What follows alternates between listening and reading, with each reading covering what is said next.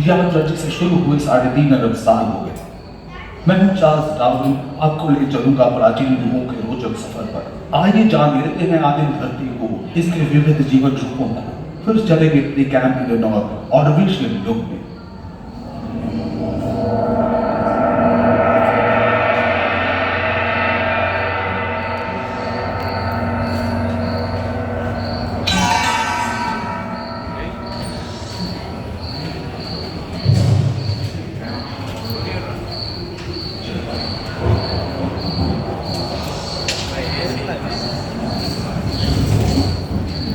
कहते हैं कि 460 करोड़ वर्ष पहले प्रचंड धूल के बवंडर से हमारे सौर जगत का जन्म हुआ।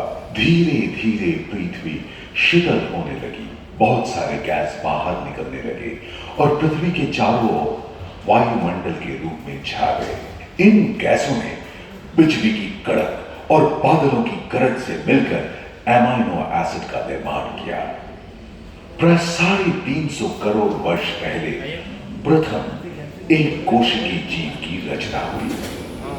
लगभग 280 करोड़ वर्ष पहले स्टोमैटोलाइट ने प्रकाश संश्लेषण के द्वारा वायुमंडल में ऑक्सीजन निर्माण किया।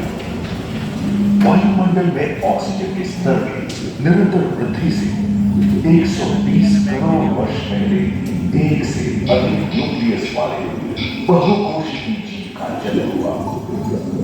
इस क्रमिक विकास से ही प्लेटफॉर्म, जेलीफिश, स्टारफिश, नॉटिलॉइड से सागर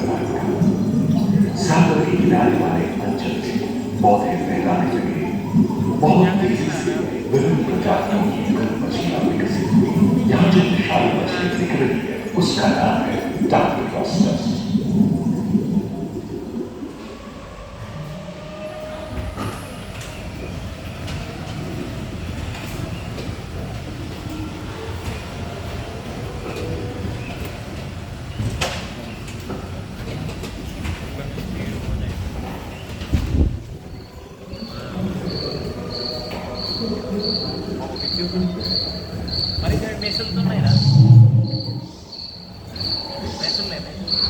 लगभग 35 करोड़ वर्ष पहले धरती पर पेड़ पौधों का जन्म हुआ, जो बढ़ते गए और घने जंगलों में बदल गए। घूम, मकड़े, आदि पंखहीन पतंग एवं इक्तियोस्टेगा जैसे उभयचर प्राणियों का आविर्भाव हुआ। सरीसृप जैसे स्तनपायी डायमेट्रोडॉन प्रकट हुए, जिसकी पीठ पर नौका के बाल की तरह एक अंग था जो ताप को नियंत्रित रखने में मदद करता है। सरीसृप की तरह ही एक अन्य स्तनपायी प्राणी साइनोमेट्रस इन दिनों काफी प्रभावशाली हो उठा था। इसकी विशेषता कुत्ते से बहुत मिलती थी।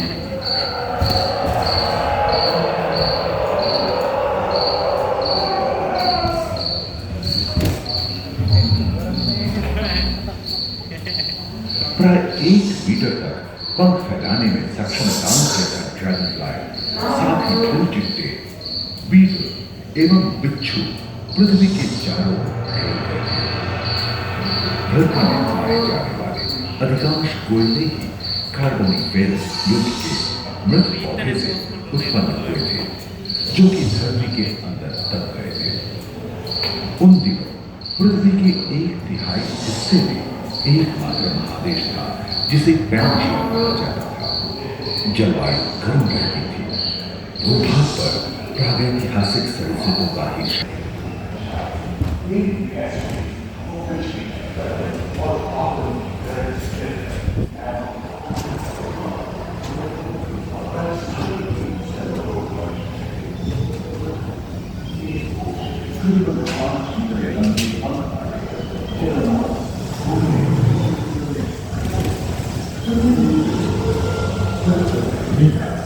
कुछ मनोरंजन का लगभग 22 करोड़ वर्ष पहले इस पृथ्वी पर हुआ था। प्रथम स्तनपायी जीव चूहे में आता था। प्राचीन संस्कृत संस्कृत और ये घटना प्राय 20 करोड़ वर्ष पहले डायनासोर विभिन्न आकार एवं भाव के थे और धरती की कोने कोने में फैले एवं जलवायु के अनुकूल खुद को ढाल दिया था। इनमें से कुछ लोग चिरंजीव जिनके और कुछ 15 पूर्ण वयस्क हाथियों जितने भारी थे।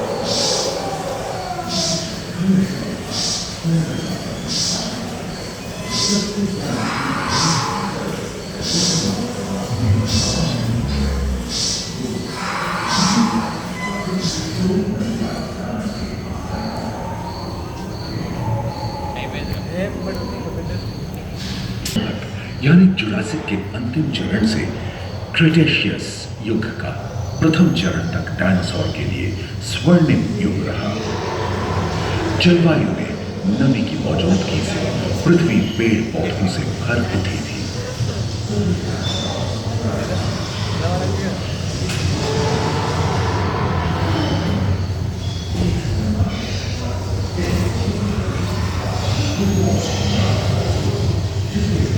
बेल्जियम महादेश खंडित होने के कारण भारत एशिया की ओर खिसकने लगा था। महादेश प्लेटों में हलचल होने से ज्वालामुखी के रूप में लावा निकलने लगी। इसके फलस्वरूप आए भूकंप से विभिन्न भौगोलिक आकार एवं आकृतियां स्पाइनोसॉरस के पीठ पर मुका के बाद की तरह एक अंक हुआ करता था, जिससे वो अपने शरीर के ताप को नियंत्रित करता था। एवं ओविराप्टर जैसे छोटे डायनासोर को ओलंपिक के 3 धावकों की तरह दौड़ सकते थे। पैरासाउरोपस और ओलिगोसॉरस के सिर पर गलगी होती थी। करीबन 5 मीटर लंबे पंख वाले टेरोनॉडस उड़ने फिसलने में माहिर थे। सुनने में विचित्र लगे, पर अधिकांश डायनासोर जैसे कि ट्राइसेराटोप्स और एंकिलोसॉरस शाकाहारी थे। लोरेसिया और रूपाराटा के 2 भूखंड महादेश में रूपांतरित हुए एवं समुद्री गर्भ के कठोर एवं अन्य पर्वत श्रेणियां निर्मित हुई।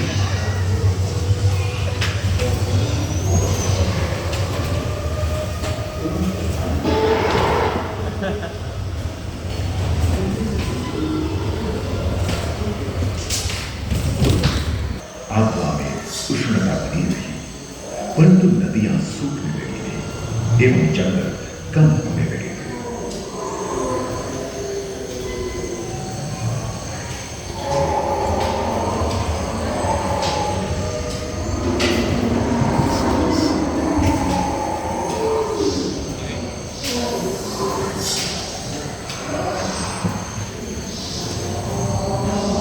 एकांत महादेश में जीव जंतुओं का विकास स्वतंत्र रूप से शुरू हुआ।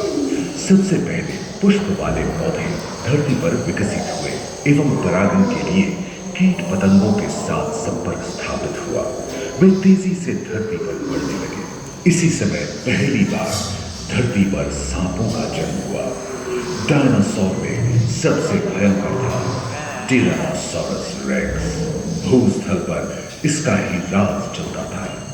यह प्राय 12 मीटर लंबा यानी 2 मंजिला मकान के आकार का था।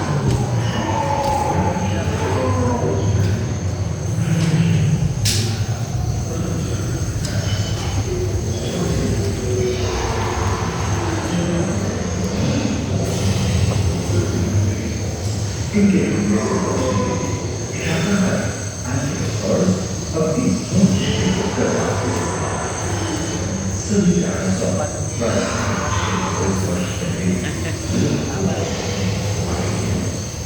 एक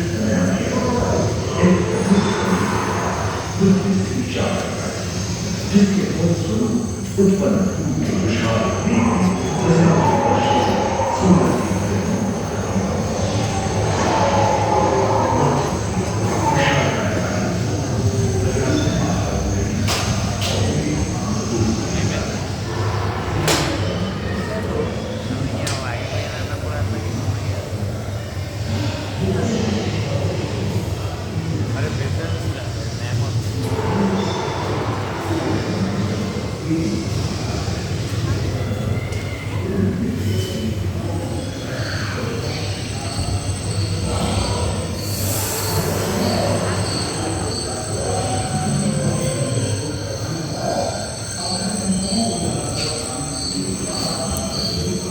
डायनासोर के विलुप्त होने के बाद पृथ्वी पर स्तनपायी प्राणियों का आधिपत्य शुरू हुआ।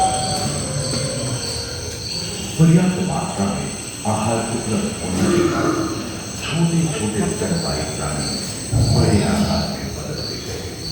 इसी समय बड़े बड़े शाकाहारी एवं मांसाहारी स्तनपायी प्राणी धरती पर नजर आने लगे। विश्व के कई हिस्से जंगल से हरे भरे हो गए।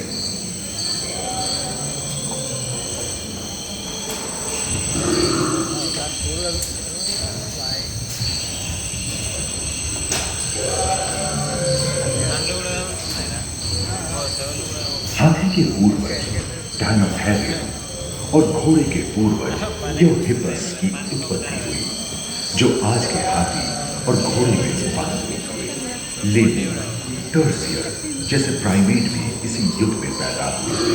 खोखली अस्थियों वाली आज के दिनों के पक्षी इन्हीं दोनों जन्मे थे। डायाट्राइमा जैसे बड़े एवं उड़ने में अक्षम पक्षी उन जगहों में रहते थे जहां मांसाहारी बड़े स्तनपायी प्राणी नहीं होते थे। एक एवं बंदरों का जन्म लगभग 1 करोड़ वर्ष पहले हुआ था। इस समय आदि मनुष्यों का भी आविर्भाव हुआ। जलवायु में शीतलता आने एवं ध्रुवों पर बर्फ की चादर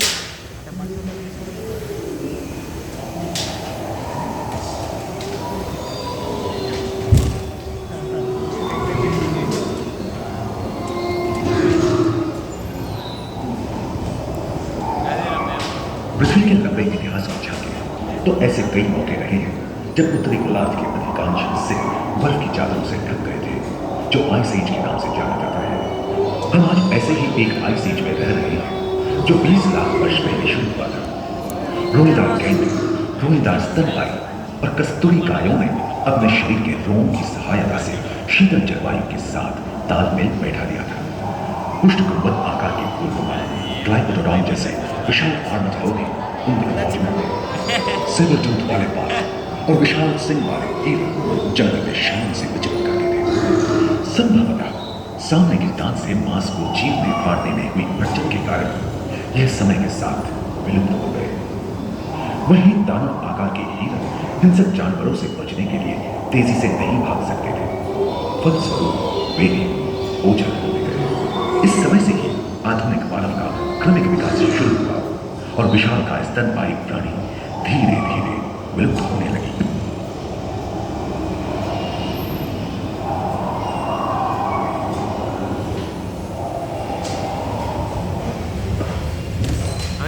उम्मीद है कि आपको इस सफर में मजा आया होगा, जहां जीवन विकसित होकर लाखों अन्य लोगों में परिवर्तित हो गए। दूसरे फ्लोर पर हिंदू यूनिवर्सिटी पैराडाइम मानव की यात्रा और विज्ञान और तकनीक तथा अत्याधुनिक तकनीक की भारतीय विरासत का किसी और के पहले फ्लोर पर आने के लिए अपने अनुभवों को यादगार बनाने के लिए जो बाधा आज जरूर आने